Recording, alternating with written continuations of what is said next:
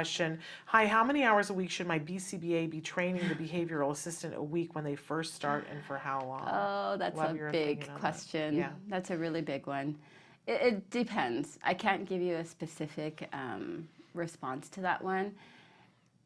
You know, there is the theoretical knowledge aspect where, you know, there's a lot of online e-learning programs like through the Institute of Behavioral Training, right? There is a module where we can give it to the behavior therapist and say, okay, that we're training you, here's the background, and you're not spending the one-on-one time with the kid, you're just learning like, what is a discrete trial, what is a behavior, what is a function. You're really learning basics. So there's that aspect where you could give that training in another method where you don't need the BCBA there. Yeah. And parents can buy it and have their person train.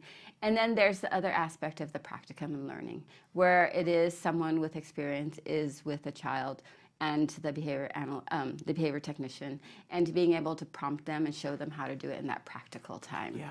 It ranges quite a bit. I used to do a lot of training in our expansion or what we used to call workshops. When there wasn't an office nearby, I would fly and I would spend 2 to 3 days, and they would be full days. They'd be 6 to 8 hours where I'm with the people that the family have hired, and I'm going to train them all to do actual behavioral techniques, as well as teach them what my programming is, what my treatment plan is for their child. And in 2 or 3 days, maybe it'd be 18 to 20 hours, I could get them to a place where I could guide them by phone or video. Yeah. But it really depends. Some people pick it up faster, some people pick it up slower. But it really is letting your behavior analyst should have a checklist of things that this person needs to learn. Yeah. And being able to go through it and giving them feedback in real time and saying like, have you mastered the skill? Yes, you have mastered it. Let's go to the next target. You're doing, how are you implementing this area?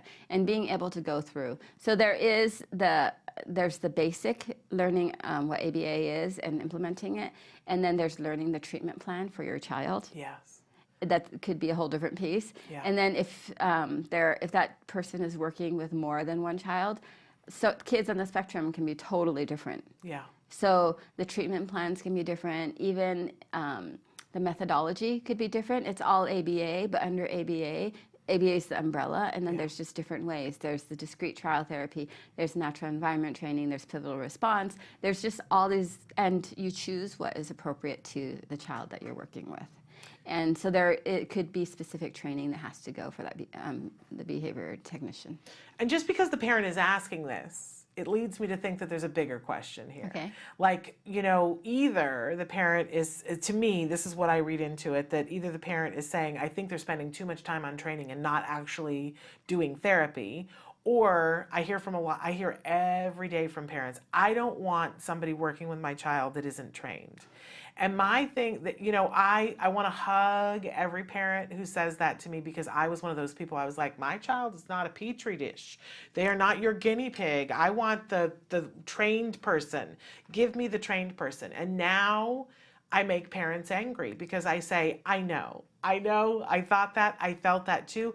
And you do want to have somebody on your team that is, a rock star and has been there and done that and seen that and has that kind of assurance. But what I learned 2020 hindsight was that all of the newer therapists, and I'm talking about card therapists, which means that they went through an extensive training before they ever got to my kid, but they were still new.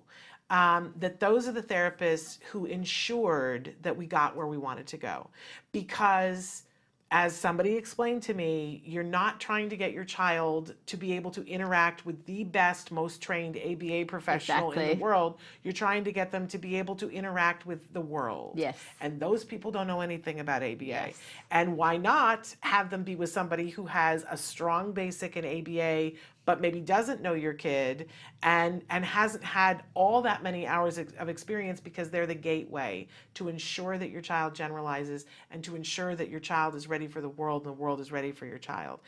I am humbled now when I see my child interact with new people and have no problem whatsoever doing it, no matter what their accent is, no matter what their cadence is, how they What they look like. what they look like, what, how they present. My child does much better than my husband or I in interacting with people. Sometimes I'm like, what did he say? And my son is like, what is wrong with you? He said this, and I'm like, I'm not like my hearing, but I couldn't hear the accent and I couldn't decode and whatever, but my son can. And he knows how to repair the conversation when he can't, because he had the right curriculum and because he didn't have people who always were like the best, highest, as a parent, that's what you want. You think you want. Give me the most trained ABA. I would like you. I would like for you, only you, to come and work with my child.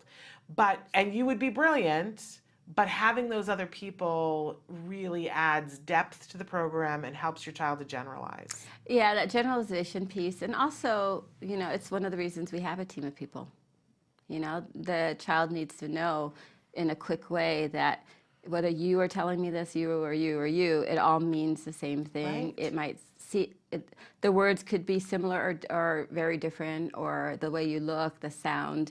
Knowing that, hey, you know what, I want this child to know that no matter what those issues are, it doesn't matter. The words I hear still mean this. Right. Or the facial expressions. And I'm expected to respond in a certain way, to at least acknowledge that you asked me something. And it has a meaning. Yes. There's meaning behind anybody that has interaction that's directed at me. Yeah. And I wish that there was a way that we could, I say it from time to time on the show, and I think parents go, oh, I hadn't thought of it that way, because I didn't think of it that way.